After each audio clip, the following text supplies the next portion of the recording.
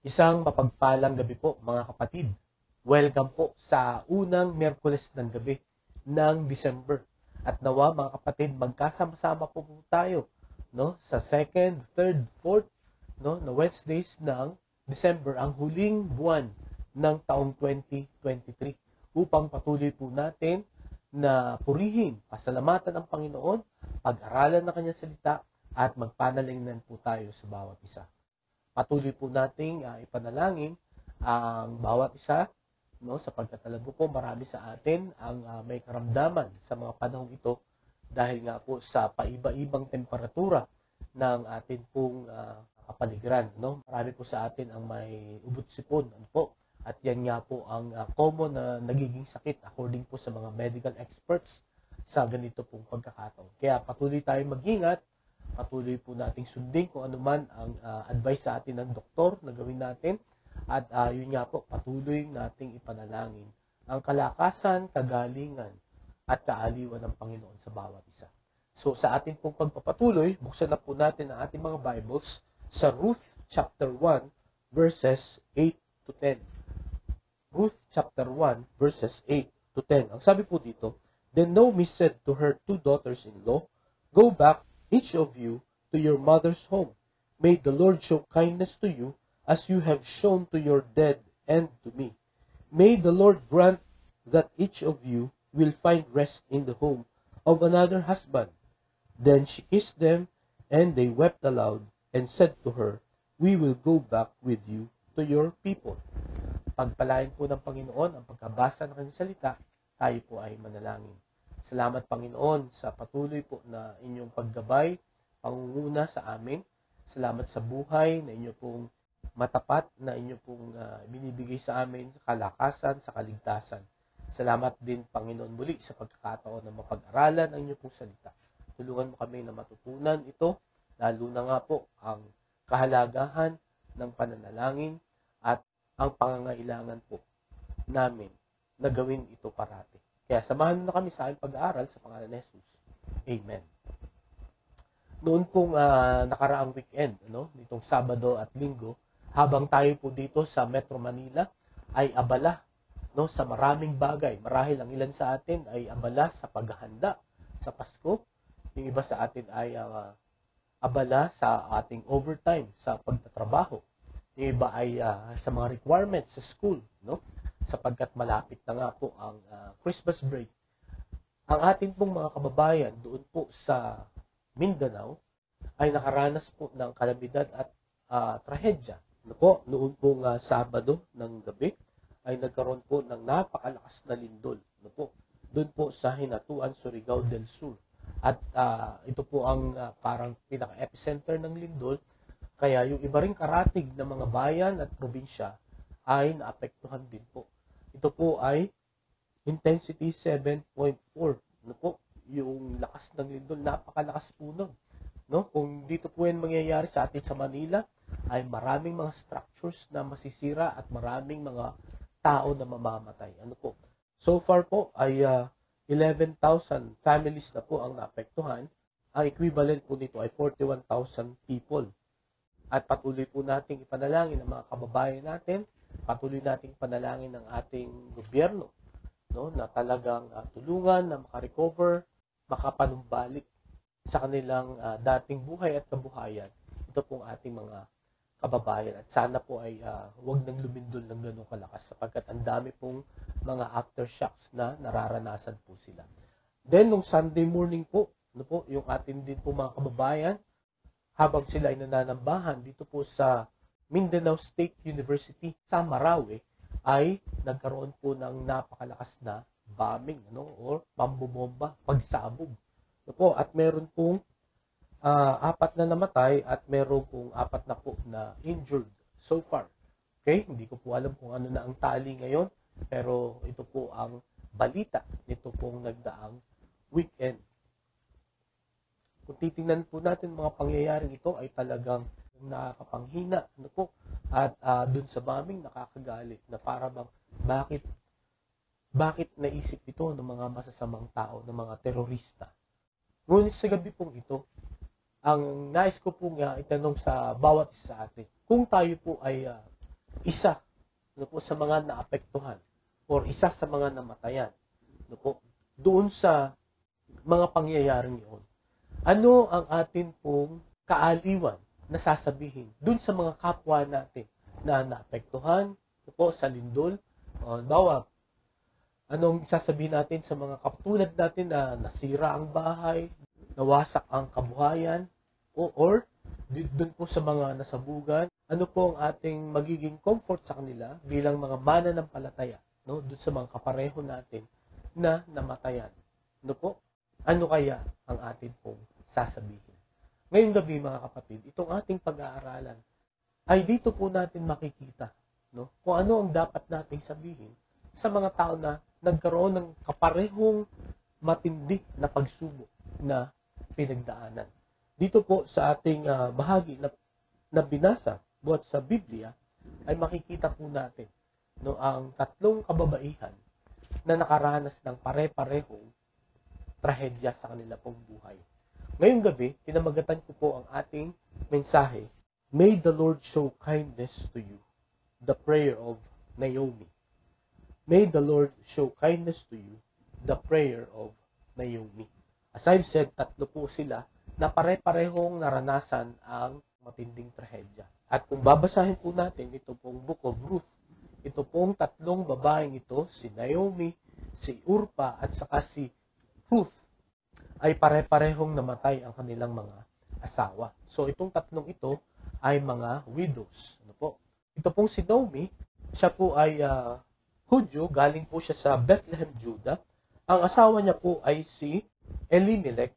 At nung panahon pong yun ay nagkaroon ng taggutom doon sa Bethlehem, Judah. Kaya sila po ay pumunta dito po sa east side ng Bethlehem. At yun po ay Moab. At doon po sa Moab, ay yung kanilang dalawang anak na si Malon at Kilion ay nakapag-asawa ng mga Moabites. Si Orpah at saka si Ruth. At sa kanila pong pananatili dito sa Moab, namatay yung asawa ni Naomi na si Elimelech. And then later on, ay namatay na rin itong dalawang anak ni Naomi na si Malon at saka si Kilion. At pagkatapos po ng matinding na trahedyang ito, narinig po ni Naomi na sa Bethlehem, Judah, ay tapos na ang taggutom o ang tagtuyot. Kumbaga ay maayos na din ang pamumuhay doon. Sapagkat nagstay sila ng 10 years dito po sa Moab. Kaya nagdesisyon itong si Naomi, dahil sa patay na yung kanyang asawa, patay na rin yung kanyang dalawang anak, ang natitira na lang yung kanyang mga daughters-in-law, nagdesisyon siya na umuwi na lang. Kasi hindi naman talaga siya taga Moab. Taga ron siya sa Bethlehem. At ito sa tagpong ito, nung sila ay maghihiwa-hiwalay na, itong tatlong kababaihang ito, si Naomi, ay in-encourage niya itong kanyang mga daughters-in-law, na manatili doon sa Moab, kasi mga taga-Moabs na. Kasi mga taga ron naman sila at siya na lang ang uuwi. At kung makikita po natin ang relationship ng tatlong ito, masasabi ko po na talagang very close po sila. Mabait po itong mga Moabites na ito at mabait din si Naomi sa kanila. Maayos ang kanila pong relasyon. Kaya parang ang sakit na sila po ay maghihiwa-hiwalay na. Pero yun nga po, dahil sa namatay na nga itong mga anak ni Naomi, kumbaga ay wala na siyang dahilan para manatili doon sa Moab, kaya siya ay umuwi na. At hindi dapat sumama itong dalawang ito, si Orpah at saka si Ruth, sapagkat hindi naman sila taga Israel, sila ay taga Moab. At dito nga po sa kanilang pagpapaalaman ay meron pong prayer na binitawan itong si Naomi para sa dalawang babae na ito. Kung titingnan po natin ang nag-encourage or nagbigay ng ganitong klaseng prayer sa tatlo sa kanila ay si Naomi. Na si Naomi po ang mas maraming pagsubok na naranasan. Sila ay mahirap at naghirap na doon sa Bethlehem, kaya sila po ay lumipat sa Moab, at dito sa Moab ay hindi rin sila kumbaga umunlad. At yun nga, namatay pa yung kanyang asawa. Samantalang itong si Orpa at saka si Ruth, ang trahedya na kanilang naranasan ay namatay ang kanilang asawa. Pero yun nga, ang mapapansin natin dito, ang nagbigay ng encouragement, no, ay yung mas maraming pagsubok na naranasan kumpara doon sa mga hindi masyado. No? At sa gabing ito, naniniwala ako na mas may karapatan nga si Naomi na mag-encourage, no, sa mga mas bata sa kanya na mga kababayan na nakaranas ng ganding pagsubok, sapagkat mas marami na siyang karanasan, mas marami na siyang napagtagumpayan na pagsubok. Ano po?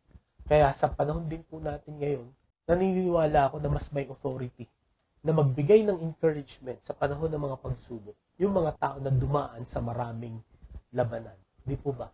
Kaya, kung marami na po tayong pagsubok na pagdaanan, yan po ay hinayaan ng Panginoon, no, na maranasan natin. Although there are times na hindi natin maintindihan bakit tayo pinapadaan ng Panginoon, hinayaan niya ng Panginoon sapagkat gagamitin tayo ng Panginoon to encourage those people who are experiencing what we have experienced. Mas may authority po tayo. No po? Kaya, nawawag po tayong panghinaan ng loob. No po? Wag pong mabawasan ang ating pagtitiwala sa ating Diyos. Sapagkat lahat po ng bagay na nangyayari sa atin, mahirap man o madali, ay may dahilan ang Diyos. May paggagamitan ang Diyos. No, katulad po ng naranasan ni Naomi. May tatlong information tayo pong makikita tungkol po dito sa prayer ni Naomi. No po? Para dito po sa kanyang daughters-in-law, kay Orpa at saka kay Ruth. Ang una po na information or kaalaman na makikita natin from her prayer is the reason for her prayer. No? Ang dahilan, bakit niya pinag-pray ng ganito itong dalawang ito? No? Bakit niya sinabi itong prayer na ito for the two of them? No? Kung babalikan po natin ang verse 8, ang sabi dito, "May the Lord show kindness to you as you have shown to your dead and to me. May the Lord grant that each of you will find rest in the home of another husband." Ang una po na makikita nating dahilan bakit siya nag-pray dito, because of their kindness, no? Dahil napakabait po ng daughters-in-law na ito. Siguro ito ang wish ng lahat ng mga mother-in-law dito, na lahat ng mga magiging manugang nila, hindi lang siguro daughters-in-law, kundi sons-in-law, ay magiging ganito rin ka bait. Kasi ang sabi dito sa verse 8, "May the Lord show kindness to you as you have shown to your dead and to me." Nawa maranasan ninyo ang kabaitan, kabutihan ng Diyos, katulad ng ginawa nyo sa inyong mga namayapang asawa at maging sa akin. No? Napakabait niyo. Hindi nyo binigyan ng sakit ng ulo. No? Kami. Okay? Bagamat kami ay hindi taga rito, pero hindi nyo kami itinuring na iba. Parang ganito po ang gustong sabihin dito ni Naomi. These daughters-in-law were kind. Pangalawa, hindi lamang po they were kind, but they are widows na. Sila ay mga babaeng balo. Ay ano bang significance? No? Or ano ang dahilan bakit kailangan nilang ma-experience ang kabutihan ng Diyos? Ayon po sa Deuteronomy chapter 24 verse 19, "When you are harvesting in your field and you overlook a sheaf, do not go back to get it. Leave it for the alien, the fatherless, and the widow, so that the Lord your God may bless you in all the work of your hands." So dito po makikita po natin na sinabi po, at ito ay batas ni Moses, no, sa mga mag-aani dito sa panahon ng tag-ani, no. Pagka meron kayong hindi napulot o hindi nakuha na ani, pabayaan nyo na yan, no. Yan ay inyong itira sa mga, ang sabi dito, sa mga dayuhan, sa mga ulila, at sa mga balo. Sapagkat noong unang panahon, pagka ikaw ay balo tapos wala kang anak, walang tutulong sa iyo. You are very vulnerable. Kaya nga, babasahin po natin ang ilan pang mga talata sa mga widows ay, ang sabi doon, the Lord will defend them. No? You should not oppress the widows. Bakit po? Dahil sila po ay defenseless. Walang makikipaglaban sa kanila. walang magtatanggol po sa kanila. Kaya ito ang prayer ni Naomi, no, kay Orpah at saka kay Ruth, no, that you will experience the kindness of God, that you will experience the protection, the provision, the power of God, no, sa inyong mga buhay.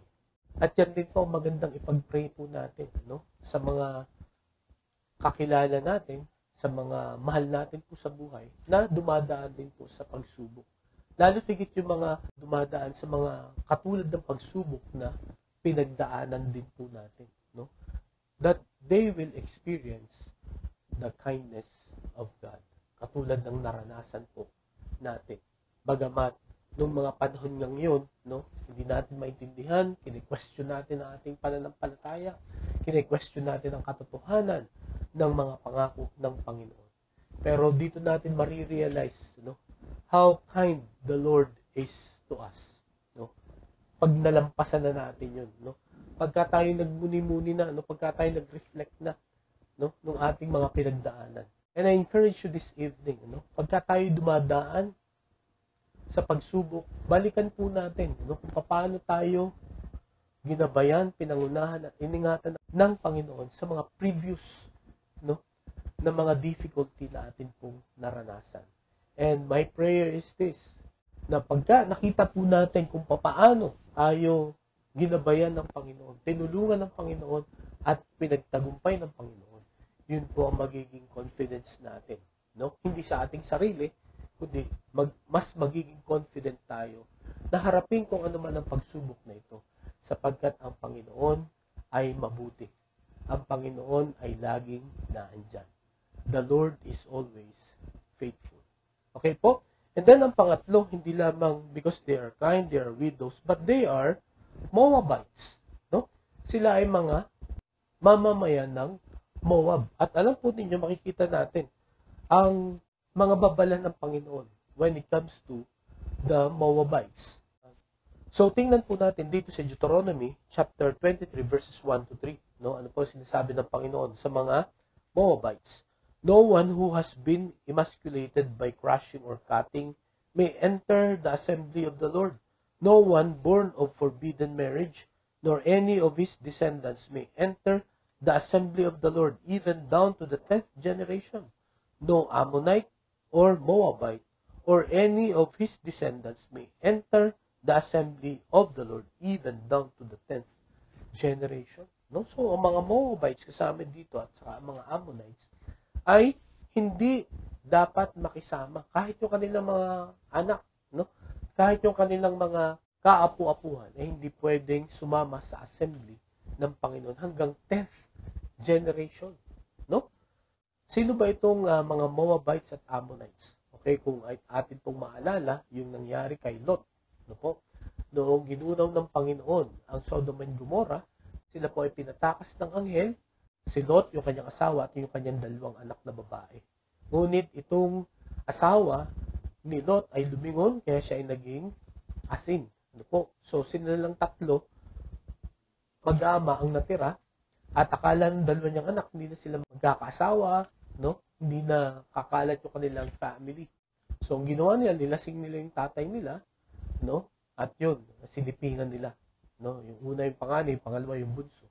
At dun nga po, no, nakita natin, ang naging bunga ay si Moab at saka si Ben-Amin, no? Yung Moab, si Moab, siya po ang pinanggalingan ng mga Moabites, at itong si Ben-Amin, ito yung pinanggalingan ng mga Ammonites. At ang sabi ng Panginoon dito, hindi dapat sila makasama, no, sa assembly, no, ng Panginoon hanggang sa 10th generation.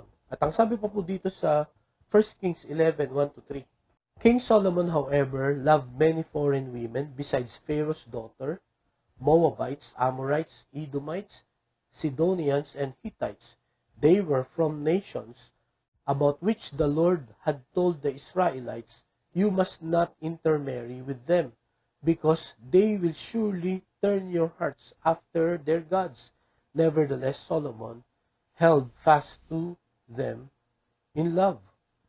He had 700 wives of royal birth and 300 concubines, and his wives led him astray. Ang isa sa mga lahi, no, na dapat hindi mapangasawa ng isang Israelite ay Moabite. Bakit? Sapagkat marami mga Diyos-Diyosan dito at ilalayo nila, no, ang mga tao sumasampalataya sa Panginoon, no, sa Panginoon, no, papalayo, at ang sasambahin nila ay yung mga Diyos-Diyosan nila. At yan nga po ang nangyari kay Solomon, no?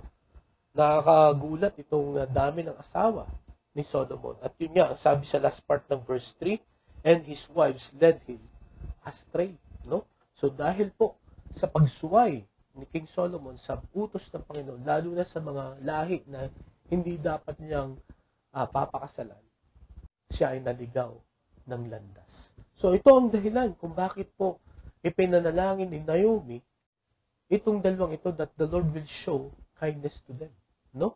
They are kind, they are widows, and they are Moabites. Kumbaga, may dahilan ng Panginoon para hindi sila i-bless, no? Pakitaan ng kabutihan, no? Sapagkat, yun nga po, all throughout the history, ay pinagbabawal ng Panginoon na makisalamuha or makisama, no, sa mga lahing ito. Pero ang makikita po nating lesson, ano po, sa dahilan ng ginawa ni Naomi dito, kumbaga makikita natin na ang blessing ng Panginoon ay hindi exclusive lang sa mga Christians. Okay? Lalo na pagka dumadaan tayo sa mga pagsubok. Okay? The best words na dapat pong lumabas sa atin po mga bibig, no? Pagka tayo po ay nakakaranas ng pagsubok, no? The best words, no, na dapat pong sabihin natin, lalo na sa mga hindi mananampalataya na dumadaan sa pagsubok, ay ang pagpapala ng Panginoon. Okay po? So, hindi ko po alam sa gabing ito kung meron kayong kaibigan, kakilala, na dumadanas ng pagsubok. Nawa, ipag-pray natin po sila, no, that the Lord will experience kindness to them. So, yun po ang unang makikita natin na information tungkol po dito sa prayer, no, ni Naomi. No? Ang pangalawa, hindi lamang po the reason for her prayer, secondly, the recount of her prayer. Or ano ba yung nilalaman ng kanyang prayer? What are the contents of her prayer? Ang una, sabi dito, that they will experience God's kindness. Yung kindness po dito na binabanggit, no, sa verse 8, no? May the Lord show kindness to you. Ito po yung sa Hebrew word na hesed. Meron po akong roommate noong ako po ay involved pa sa isang campus ministry. Ang pangalan niya ay Hesed. Ang kanyang tatay ay pastor. No po? At sabi ko sa kanya, bakit Hesed ang pangalan mo? Sabi niya, Hebrew word po yun. Pero nalimutan ko na kung ano ang ibig sabihin. Pagka tiningnan niyo po ang kahulugan nitong Hesed or God's loving kindness or God's kindness, ang ibig sabihin po nito, God's covenant to be kind to His people. No?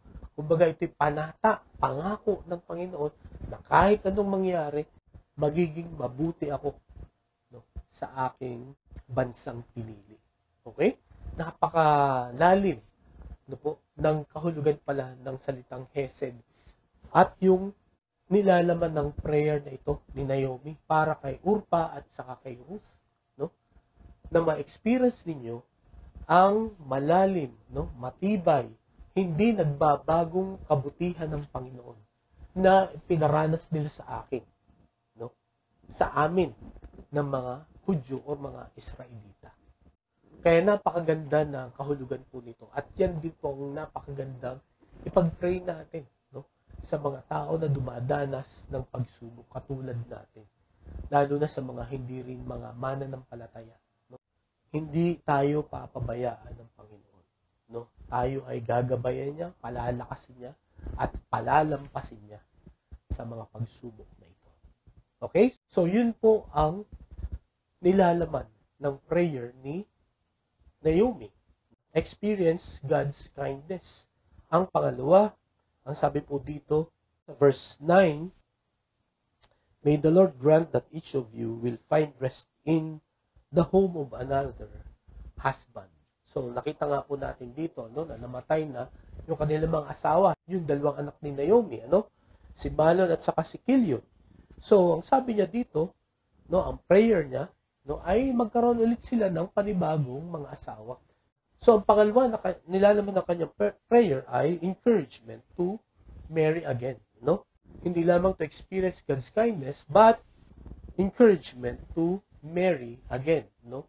Ito ay binibigyan niya ng kalayaan at pagkakataon ulit ang mga manugang niyang ito na mag-asawa ulit, no? Kumbaga ay 'di ba, sa atin pagka yung kamamatay lang ng asawa, ang lagi natin mga tanong ay mag-aasawa ka pa ba ulit, no? Na parang ang wish natin, ano, na sana wag muna, no? Or patagalin muna or wag na, no? Bilang respeto do sa namayapang asawa. Pero si Naomi hindi ganoon, no? Hindi niya hinawakan ng maigi itong kanyang mga manugang, no, na huwag na kayong mag-asawa, no, bilang respeto sa aking mga anak. Hindi, pinalaya niya itong mga manugang niya, no? Ang sabi niya, I'm praying that you will find another husband. Okay? Ano po ang ibig sabihin ng panalangin ito? Ang ibig sabihin po ng prayer na ito ay, I'm praying that you can start your life, that you can move on with your life again. Okay? Makapagsimula sila ulit, no? Mag-move on na sila, no, sa kanilang buhay. Sapagkat yun po ang direksyon ng ating pong buhay. Bagamat marami tayong mga pagsubok na nadaanan, nadadapa tayo, no? Pero kailangan nating bumangon ulit. Kailangan nating magsimula ulit, no? At ipagpatuloy ang buhay. Kailangan nating makita ang direksyon ng Panginoon sa buhay natin para makapagpatuloy po tayo. Yan po ang ibig sabihin ng prayer ni Naomi. No, nung sinabi niya that may you find another husbands, no? At magandang motibo rin po ito, mga kapatid. Every time na meron po tayong nakakasalamuha, no? Or even we ourselves, no? Pagka tayo nakaranas ng matinding pagsubok, no? Pagka tayo po ay may mga nawalang mahal sa buhay sa atin po, at pagka po may mga nawalang mahal sa buhay sa atin, po, sometimes tumitigil na rin ang atin pong mundo, no? Hindi natin alam kung ano ang gagawin natin. Po. Normal po 'yun, no? At yan po talaga ang mararamdaman natin. Pero nawa itong mensahe ngayong gabi ay magpaalala sa atin, no? Magpaalala sa atin na nandiyan ang Panginoon, no, to help us, to strengthen us, and to cause us to move forward. Ano po? At kailangan pong ituloy natin ang atin pong buhay. Kaya napakahalaga na tayo po ay magpanalanginan sa isa't isa. Magdamayan, magbuhat ng mga kabigatan. According sa Galatians chapter 6 verse 1. No, sapagkat sa pamamagitan nito, no, tayo po ay makakapagpatuloy sa buhay natin. Hindi ko po sinasabi na we ignore the pain, no? Or baliwalain natin ang mga ito, hindi po, no? Sa atin pong pagramdam ng sakit, no? Sa mga luha, no po, na dumadaloy, sa mga luha na papatak sa atin pong mga mata because of the pain of tragedy, no po. Nawa lagi nating maalala ang pangako ng Panginoon na sasamahan niya tayo, no, palalakasin niya tayo, at gagabayan niya tayo na ipagpatuloy ang ating pong buhay. Okay po, so yun po ang pangalawa na makikita nating information sa prayer ni Naomi. Hindi lamang the reasons for her prayer, the recount of her prayer. Ang panghuli, the response to her prayer. Ano po? Ano ang naging tugon ng dalawang ito? Doon sa prayer sa kanila ni Naomi. Kung titingnan po natin dito sa last part ng chapter 9 at chapter 10, then she kissed them, and they wept aloud, and said to her, we will go back with you to your people. No? So, itong dalawang ito, no, ay nag-iyakan sila, at itong dalawa niyang manugang, sabi niya, hindi ka namin iiwan. Sasama kami. No? Pero sabi ni Naomi, hindi, wag na kayong sumama sa akin. No? Matanda na ako, hindi na ako magkakaanak. Ano, hintayin niyo yung anak ko para mapakasalan niyo ulit. No? Kasi ang kultura po sa mga Hudyo, no po, yan po ay nakalagay sa Deuteronomy, na pagka yung panganay na anak na lalaki ay nagkasawa, tapos namatay itong panganay na lalaki na wala silang anak, yung sumunod na lalaking anak ang magiging asawa nitong balong ito. At pagka sila'y nagkaanak, ipapangalan yung anak na anak ng panganay na namatay. Okay? Ganun po ang kanilang kultura. No? At kung sakaling mamatay yung pangalawa, kung mayroong pangatlong lalaki, no, ay magiging asawa niya yung naging balo ng pangalawa. Kaya nga, naalala niyo yung tanong ng mga pariseo sa Panginoong Kristo, no? Na may isang babae, no, na napangasawa yung panganay, no, tapos namatay, so sinalo nung pangalawa, namatay din yung pangalawa, sinalo nung pangatlo, no? Kasi yun yung kultura nila. Ngayon, ang tanong sa kanya, sino magiging asawa niya pagdating sa kabilang buhay? Okay, pero sabi ng Panginoon, iisa na lang ang relationship pagdating sa kabilang buhay. Tayo ay magkakapatid na lamang. So dito, mga kapatid, ang sabi po ni Naomi, hintayin niyo na magkaanak ako? Na imposible na. At kung sakaling magkaanak ako, talagang pipigilan niyo yung sarili niyo na mag-asawa ng iba. Ihintayin niyo na dumating sa tamang edad yung lalaki. Hindi, sobrang tanda na ninyo nun. No? Kaya wag na kayong sumama sa akin.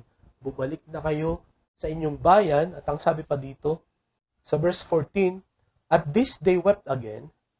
Then Orpah kissed the mother-in-law goodbye, but Ruth clung to her. Verse 15, look, said Naomi, your sister-in-law is going back to her people and her gods. Go back with her. Okay? So, si Orpah, no, ay hindi na nagpilit. No? Sabi niya, okay, sige, uuwi na po ako, babalik na po ako. Pero si Ruth, no, ay nanatili siya. No? At yun nga, sabi niya dito sa verse 15, sabi ni Naomi, tingnan mo yung sister-in-law mo. No? Nagdesisyon na siyang umuwi sa kanilang bayan at sa kanilang Diyos. Okay? Ikaw, sumama ka na sa kanila. Pero nakakabilib ang sagot po ni Ruth kay Naomi. Ano po? Ito po ay ginagamit ng mga magkasintahan. Ano? Pero bilang pangako sa kanilang mga minamahal. No? Pero ito po ang context nitong verse na ito. Sabi sa verse 16, but Ruth replied, don't urge me to leave you or turn back from you. Where you go, I will go, and where you stay, I will stay. Your people will be my people, and your God, my God. So, ang una po na response na makikita natin dito from Ruth ay her conversion, the conversion of Ruth. Okay? So, dito sa verse 15, ang sabi ni Naomi, bumalik ka na sa lugar nyo, sa bayan nyo, at sa inyong Diyos. Katulad ng ginawa ng iyong sister-in-law. Okay? So, doon sa Moab, marami silang mga Diyos-Diyosan doon sinasamba. No? At ang sabi niya, huwag ka na sumama sa akin. Pero ano sabi ni Naomi? Huwag mo akong itaboy. No? Huwag mong sabihin sa akin na iiwanan na kita. No? Kasi sabi niya, kahit saan ka pumunta, doon din ako pupunta. Kung saan ka mananatili, doon din ako. No? Your people will be my people and your God, my God. No? Willing akong iwanan na itong aking comfort zone, no? Willing akong iwanan itong mga kababayan ko, no? Willing ako na iwanan itong mga kilala kong Diyos. And willing ako na yung mga kababayan mo ay maging kababayan ko at ang Diyos mo ay maging Diyos ko. Okay? So, imagine dito sa prayer na ito na ginawa ni Naomi. Kumbaga, na-convince itong si Ruth na kilalanin ang Panginoong Diyos ni Naomi. Okay? So, tandaan natin ito mga kapatid, as we encourage people, who are hurting just like us, if we encourage them to trust the Lord, to trust the Lord that we are worshiping and serving, ito po ang magiging tugon. Although, itong si Orpah, ang isa pang klase ng tugon pagka tayo po ay nag-encourage. May mga taong hindi talaga magre-respond. May mga taong i-reject. No? But makikita po natin dito, no, na may mga taong tatanggap. May mga taong susunod sa Panginoon. So, makita po natin dito na ang response or ang tugon sa prayer po ni Naomi para sa dalawang ito ay yung conversion ni Ruth. Okay? Nilet go niya yung kanyang mga kababayan, nilet go niya yung kanyang dating buhay sa Moab, nilet go niya yung kanyang sinasambat sinusunod sa Moab. Kundi siya ay sumunod, no, sa kanyang mother-in-law, no? Kumbaga ay in-embrace niya yung panibagong kultura at panibagong Diyos. Sapagkat naniniwala ako na sa 10 years na pag-stay, no po, ni Naomi, no, ni Elimelech, at ng kanilang mga anak doon po sa Moab, no, bagamat ang dahilan bakit sila umalis sa Bethlehem ay dahil sa kahirapan, nakita po ng dalawang ito, lalo na ni Ruth, ang kapangyarihan ng Panginoon at ang kanilang dependence sa Panginoon. Kaya siya po ay nagdesisyon to let go of her past and follow the Lord of Naomi. Mga kapatid, ngayon pong gabi, ano po, kumusta ang ating buhay? Kumusta ang ating patutuo? Lalo na pagkatapo ay dumadaan sa pagsubok. No? Ano po ang sinasabi natin tungkol sa Panginoon? Ano po ang nakikita ng mga tao, no, sa atin pong pananampalataya pagka tayo po ay dumadaan sa mga pagsubok? Tayo pa rin po ba, no, ay nagbibigay ng encouragement or dinidiscourage na po natin sila, no, na sumampalataya sa ating Diyos sapagkat tayo mismo ay nananampalataya? Si Naomi, in-encourage niya, no, itong kanyang dalawang manugang. Bagamat siya ay nakakaranas din, no, ng maraming pagsubok. And sometimes, yun nga po, nagdududa na rin siya, no, sa kabutihan ng Diyos sa buhay niya. Pero ang kanyang sinabi pa rin dito sa kanyang dalawang manugang ay encouragement, no, that they will experience the kindness of God and that they will be able to find a new husband or they will be able to move on, to start again in their lives. At dahil po dito, na-convert si Ruth. Ang pangalawa, makikita natin sa verse 17, sabi dito, where you die, I will die, and there I will be buried. May the Lord deal with me, be it ever so severely, if anything but death separates you and me. So, napakatindi ng statement na ito ni Ruth. So, makita natin, una, yung kanyang conversion. Secondly, her commitment. No? Kumbaga, hindi lang niya sinabi ito para makonvince lang itong si Naomi, kundi para ipakita niya kung gaano siya kadesidido, no, na gawin kung ano yung kanyang sinabi para patotohanan na totoo yung kanyang conversion, no? Nung sabi niya, where you die, I will die, and there I will be buried. May the Lord deal with me, be it ever so severely, if anything but death separates you and me. And then in verse 18, sabi dito, when Naomi realized that Ruth was determined to go with her, she stopped urging her. So ngayong gabi, mga kapatid, nakita po natin ang kapangyarihan, no po, ng encouragement sa gitna ng pagsubok, no, na dinadaanan ng tatlong ito. At katulad nila, tayo rin, mga kapatid, ay dumadaan sa mga matitindi, no, iba-iba na pagsubok sa buhay. Ang tanong, ano po ang ating sinasabi? Paano po natin ini-encourage yung mga kasamahan natin na nakakaranas din? Ano po? Bagamat nahirapan sa kanyang buhay itong si Naomi, no, at na-experience din ang katulad ng experience ng itong kanyang mga manugang, ang kanya pa ring panalangin, may you experience the kindness of God, no? And may you have a new husband, or ang ibig sabihin, may you start again. May you start moving forward. Kaya ngayong gabi, mga kapatid, nawa ang mensaheng ito ay matanim sa puso't isipan natin. Marami po ang mga tao sa palibot natin na bagamat sila ay nakangiti, bagamat magaganda ang kanilang mga damit. Even tayo, no? Marahil Marahil pag tinignan tayo ng mga tao, masayahin tayo, no? Ang ganda ng ating mga damit. Pero deep in our hearts, no? Deep in their hearts, they are crying. We are crying, asking for help. Sapagkat marami po tayong pinagdadaanan ng mga pagsubok. Nawa ang marinig, ang makita sa atin, ay patuloy na pagtitiwala at pagsunod sa atin pong Panginoon. Tayo po'y manalangin. Salamat, Panginoon, sa inyong paalala. Salamat po sa inyong salita. Salamat po sa buhay ni Naomi. Bagamat ang dami niyang pagsubok na pinagdaanan. Pero still, ang prayer niya sa kanyang dalawang manugang na dumanas din ng matinding trahedya ay yung maranasan nila kabutihan ng Panginoon at sila'y makapagsimula ulit. At nawa, yan din po ang aming ibigay na kaaliwan sa mga tao na dumadaan sa pagsubok. Yan din po ang maging mensahe namin sa amin po mga sarili kung sa oras na ito nararamdaman namin ang tindi ng pagsubok at parabang kami ay natutukso na magduda sa inyo pong pangako.